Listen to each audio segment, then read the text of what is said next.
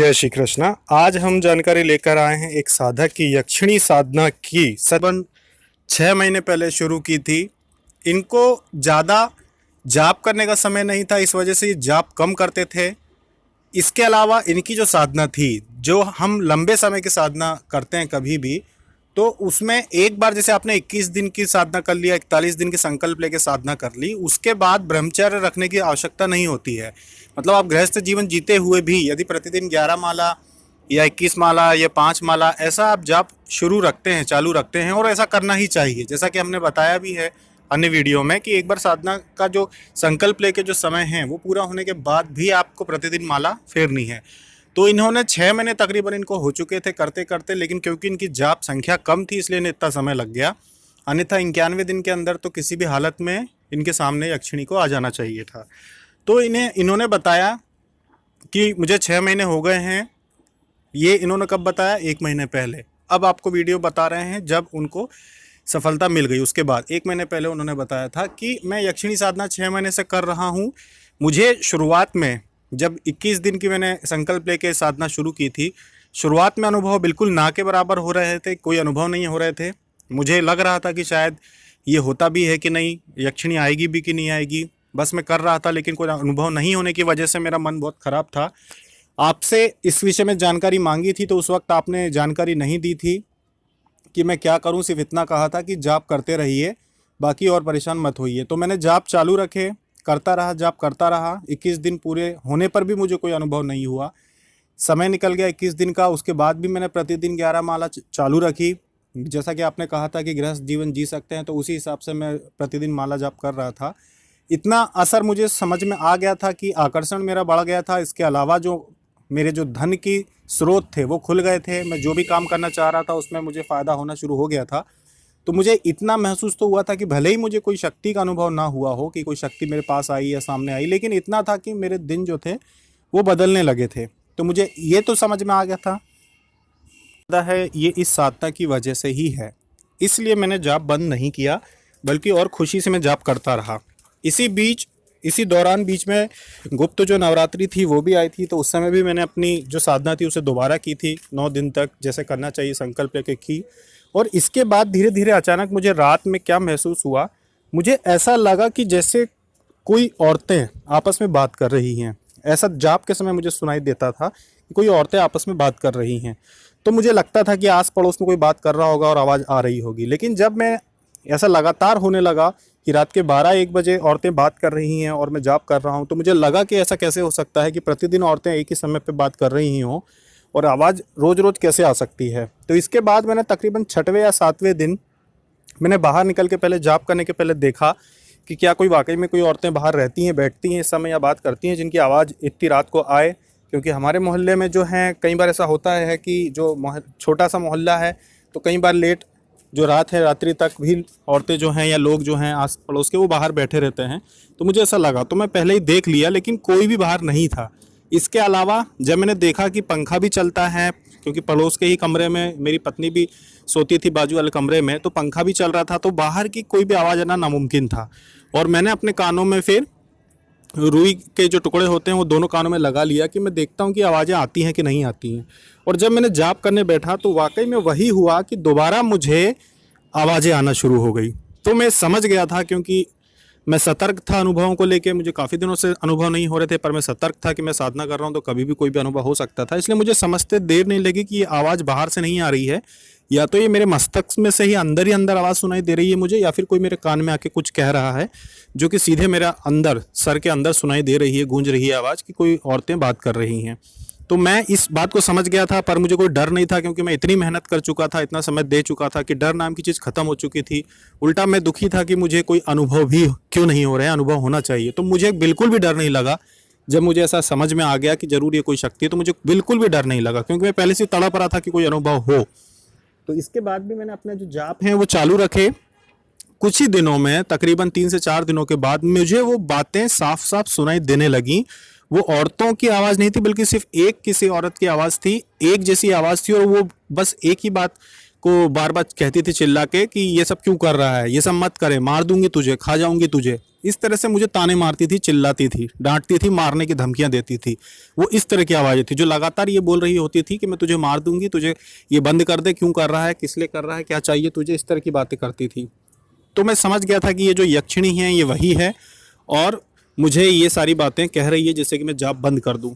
लेकिन जैसा कि मैंने आपको बताया कि मैं पहले से ही बहुत दुख में था कि मुझे कोई अनुभव नहीं हो रहे हैं, इसलिए मुझे बिल्कुल भी डर नहीं था कि मेरा क्या होगा और मैंने जाप शुरू रखे। तकरीबन 15 दिन जब बीत गए, ये आवाज़ें रोज़ाना आती थी और ऐसी ही आती थी।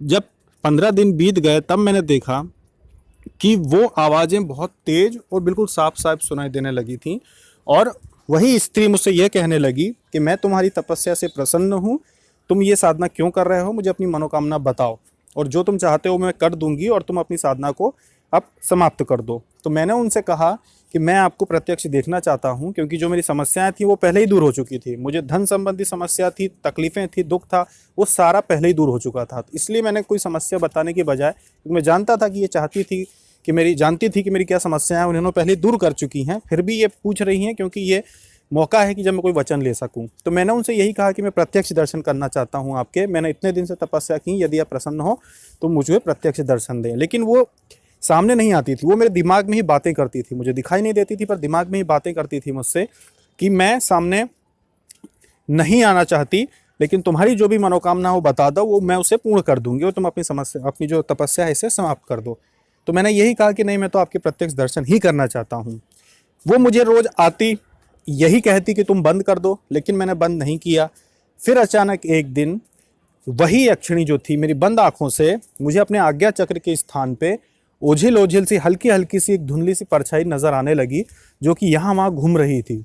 मुझे लगा कि ये हो सकता है कि आंख में कोई कचरा हो मेरे, या फिर कोई धागा या ऐसा कोई छोटा मोटा तिनका हो जो मेरी आंखों में होगा, जो कि मुझे दिख रहा है। क्योंकि कई बार ऐसा होता था कि आंखों में अगर कचरा हो और आंख में ध्यान करता था तो वही कचरा मुझे तैरता हुआ नजर आता था, जो बहुत बारीक, बड़ा कचरा तो कोई सह नहीं सकता पर बहुत बारीक। तो मुझे लग रहा था कि शायद कुछ ऐसा होगा। लेकिन मैंने जब देखा कि 2-3 दिन तक वही आकृति दिख रही है जाप के समय, तो मैंने उसी आकृति पर ध्यान केंद्रित करना शुरू कर दिया। और ऐसा करते करते जब तकरीबन 20 दिन बीत गए थे, उसके बाद वही आकृति उभर के सामने आ गई और लाल साड़ी में एक बहुत ही सुंदर सी स्त्री मेरे सामने बैठ के, जैसे बैठ कर मुझे आशीर्वाद दे रही हूँ, बैठ के मुझे दिखाई देने लगी मेरे सामने प्रत्यक्ष। और ये वही स्त्री थी, वही आवाज़ में मुझसे बात करने लगी कि बोलो अब तुम क्या चाहते हो, मैंने तुम्हें दर्शन दे दिए हैं, इससे ज़्यादा मैं तुम्हें दर्शन नहीं दे सकती, खुली आंखों से तुम मुझे नहीं देख सकते, मैं तुम्हें अप्रत्यक्ष रूप से दर्शन दे रही हूँ, पर बंद आंखों से भी जो मैं दिख रही हूँ यही काफ़ी है, अब इससे ज़्यादा और मेहनत ना करो और क्या चाहते हो अपनी मनोकामना बताओ।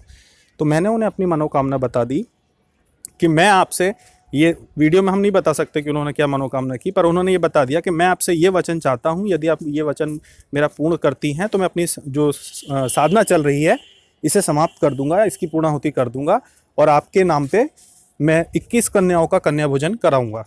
तो उन्होंने जब ऐसी अपनी बातें रखी तो 3 से 4 बातें उन्होंने यक्षिणी के सामने रखी कि मुझे ये सब चाहिए, और उनमें से यक्षिणी ने एक बात का वचन उन्हें दे दिया। क्योंकि ऐसा होता है, देवी शक्तियाँ कभी आपको इतना शक्तिशाली नहीं बनाती हैं कि आप किसी का बुरा भी कर सकें। तो जो यक्षिणी थी उन्होंने एक वचन उनका मान लिया, वो वचन तो नहीं बता सकते पर मान लिया, और बंद आंखों से ही उनको दर्शन दिए और उन्होंने जो अपनी साधना चल रही थी उसे समाप्त किया। उसके बाद उन्होंने कन्या भोजन भी बहुत अच्छे से कराया। तो इन्होंने कन्या भोजन कराया, पूर्णाहुति की, और उसके बाद जो सिद्धि इन्हें मिली थी उसका उपयोग कैसे करना है ये स्वयं यक्षिणी ने बताया कि आप इसका उपयोग कैसे कर सकते हो। इन्होंने पूछा कि मैं कैसे इसका उपयोग करूंगा जो शक्ति आपने दी है, तो उन्होंने बताया। और उस व्यक्ति ने उसके बाद सबसे पहले तो हमें ये जानकारी दी कि ऐसा ऐसा हुआ गुरुजी, और अगर ये इसकी पूरी जानकारी आप नहीं देते तो शायद ये संभव नहीं होता। जबकि आपको मैं हकीकत बता दूं, झूठ नहीं बोलूँगा, कि मैंने उनको मना कर दिया था कि बंद कर दो आप यक्षिणी साधना, क्योंकि इसमें सावधानी और सामग्री इसका बहुत ध्यान रखना पड़ता है यक्षिणी साधना में। और ये जो होती है यक्षिणी, पता नहीं क्यों इनको डराया नहीं है, इनके साथ कुछ भी ऐसा गलत नहीं हुआ, शायद इसलिए क्योंकि इन्होंने काफ़ी लंबे समय का जाप किया था, शायद इस वजह से इनके साथ कुछ डरावने अनुभव नहीं हुए। अन्यथा अगर कम समय में ज़्यादा जाप जो करते हैं उनके साथ यक्षिणी साधना में बहुत डरावने अनुभव भी सामने आ जाते हैं, पर इनके साथ ऐसा कुछ भी नहीं हुआ। साथ में इनका जो जाप था, ये दुर्गा सप्तशी का पाठ करते थे। इनको हमने कहा था कि आप सिद्ध कुंजी का स्रोत का पाठ कर लीजिए, पर इन्होंने कहा नहीं गुरुजी, अगर आप कहते हैं कि सप्तशी का पाठ भी, सप्तशती का पाठ कर सकते हैं तो मैं समय देने के लिए तैयार हूँ, मैं वही करूँगा। तो हमने कहा ठीक है करिए, आपको अगर समय है इतना काम करने के बाद भी अगर आप कर सकते हैं तो करिए। तो उन्होंने दुर्गा सप्तशती का पाठ ये प्रतिदिन करते थे, समय दिया। और उसके बाद जब इनको ये सफलता, जो इनकी शक्ति थी वो इनको प्राप्त हो गई, तो इसके बाद अब इनकी ये बाध्यता था कि क्यों, ठीक है हमें तो ये बता सकते थे पर ये किसी और को नहीं बता सकते जीवन भर कि इन्होंने कौन सी साधना सिद्ध की, इसलिए इनका नाम या पता नहीं बता सकते, वो बताते भी नहीं वैसे तो साधकों का। लेकिन उसके बाद इन्होंने, तो ऐसा इनके साथ हुआ था। अब ये उस शक्ति का उपयोग करें या ना करें ये तो इनका खैर व्यक्तिगत फैसला होगा, क्योंकि ऐसी चीज़ों में अगर ये आगे आते हैं तो फिर बहुत सारी दिक्कतें भी आती हैं। इसलिए हाँ, व्यक्तिगत तौर पे किसी की अगर मदद करते हैं या लोगों का भला करते हैं तो अच्छी बात है। इनके गुरु जो थे पहले से ही थे, जिन्हें इस विषय में जानकारी थी, इन्होंने हमसे संपर्क जरूर किया, लेकिन हमने इन्हें यक्षिणी साधना की दीक्षा नहीं दी, क्योंकि देते भी नहीं है, यक्षिणी साधना के लिए मना कर देते हैं। लेकिन हाँ, विधि इन्होंने ली थी, इसके अलावा भी इन्होंने जानकारी थोड़ी बहुत ली थी, जानकारी इन्होंने ली थी अनुभव से संबंधित, या क्या डर है क्या नहीं है तो वो बताया था इनको। तो इस तरह से इन्होंने यक्षिणी साधना संपन्न की और इन्हें सफलता भी प्राप्त हुई। ये ज़्यादातर वो लोग करते हैं जो बहुत ही ज़्यादा दुखी से दुखी जीवन जी रहे हों और जिनको करना ही है किसी भी हालत में, वो लोग यक्षिणी साधना करते हैं, और जो उस क्षेत्र से जीवन भर उस चीज़ को अपना सकें, क्योंकि अब जीवन भर उन्हें हर चीज़ का नियमों का पालन करना होगा, साफ सफाई पूजन पाठ हर चीज़ का जीवन भर पालन करना होगा। ऐसा नहीं है कि सिद्ध कर ली उसके बाद जाके गलत तरीके से मांस मदिरा और सारी चीज़ों का भक्षण कर जीवन भर करते रहें या गंदगी से रहें, ऐसा नहीं कर सकते। तो ऐसा ही सभी के साथ होता है, जब भी आप कोई साधना सिद्ध कर लेते हैं, किसी भी देवी के दर्शन कर लेते हैं, कोई वचन ले लेते हैं, तो आपको भी फिर सात्विक और अच्छा जीवन जीना होता है, ऐसा है। तो जो भी नियम होते हैं वो तो देवी स्वयं ही आपको बता देगी कि अब आपको क्या क्या नियम है, जो अगर आपने नहीं पालन किए तो सिद्धि चली जाएगी, या फिर आप मुझे नहीं बुला सकते। तो ये थी यक्षिणी साधना का अनुभव जो हुआ है। जय श्री कृष्ण।